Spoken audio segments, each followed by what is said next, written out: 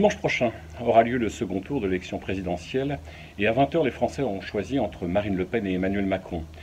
À l'heure d'un choix entre deux visions de la France que tout oppose, on aurait tendance à croire que le pays se divise entre deux blocs distincts. Or, la réalité est tout autre. Pour le dossier de la vie consacré cette semaine à cette fin d'entre-deux tours, nous avons donné la parole à des philosophes, à des écrivains, mais aussi lancé des reporters sur le terrain pour dessiner le portrait plus kaléidoscopique de ce pays. Journalistes et essayistes témoignent ainsi de ce qu'ils ont perçu de la France et de ses habitants qu'ils ont rencontrés. Rendez-vous à Avignon dans le Vaucluse et à Carmaux dans le Tarn pour entendre la voix des Français.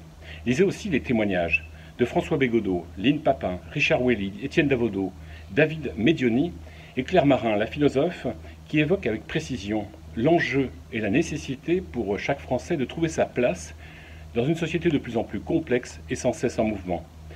À la croisée des chemins, c'est un dossier à lire cette semaine dans La Vie. Bonjour à tous. Au lendemain du débat du second tour de l'élection présidentielle opposant Emmanuel Macron et Marine Le Pen, Le Pèlerin consacre sa une au scrutin de dimanche. Un moment de vérité. C'est bien la tonalité de ce rendez-vous électoral crucial pour l'avenir de notre pays. Nous avons souhaité décrypter à la loyale, de façon objective, les ancrages idéologiques, les parcours politiques, mais aussi les visions sociétales ou internationales des deux prétendants à l'Élysée. Nous vous proposons aussi des clés de discernement pour faire votre choix en conscience. Dans ce numéro, nous vous emmenons aussi à Mariupol, en Ukraine. Mariupol, littéralement la ville de Marie. Mariupol, cité martyre, anéantie par le feu de l'armée russe. Dans cet enfer, des civils tentent de survivre, et c'est ce que nous vous racontons à travers un choix de photographies poignantes. Ne manquez pas enfin notre rencontre exceptionnelle avec Gabriel Papadakis et Guillaume Cizeron, le couple en or du patinage français, qui nous fait vivre un vrai moment de grâce au cœur de cette lourde actualité. Bonne lecture et bonne semaine. Selon un sondage IFOP pour le journal La Croix, 17% des protestants ont voté pour le Rassemblement national dès le premier tour de l'élection présidentielle. La Fédération protestante de France a clairement pris position en faveur d'un front républicain. L'Union des églises d'Alsace et de Lorraine ainsi que l'Église protestante unie de France ont fait de même.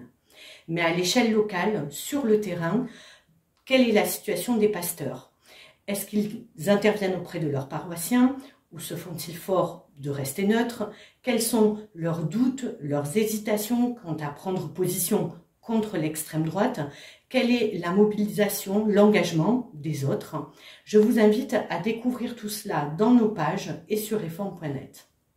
Bonjour, à la une de France catholique, cette semaine, la place des animaux dans l'œuvre de Dieu. Que dit la Bible? Que dit la tradition chrétienne?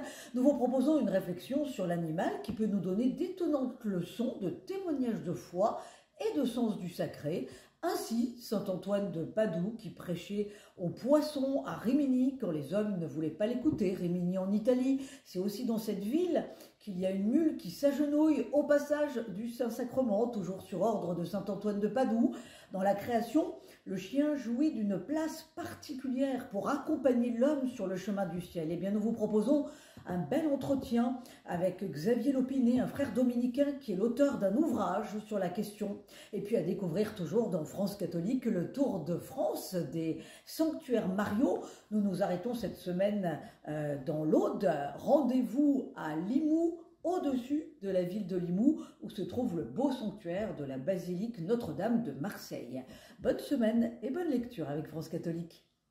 Bonjour, la guerre qui sévit en Ukraine ne doit pas nous faire oublier les autres conflits qui ensanglantent la planète, comme par exemple en Birmanie. Depuis son indépendance en 1948, le pays n'a pas connu de période de paix totale et cette guerre fratricide entre le peuple et l'armée a pris de l'ampleur avec le coup d'État intervenu il y a à peine plus d'un an. Alors notre dossier de la semaine dresse le portrait de plusieurs catholiques birmans qui, dans ce contexte de guerre civile, protègent et soulagent les souffrances des plus vulnérables.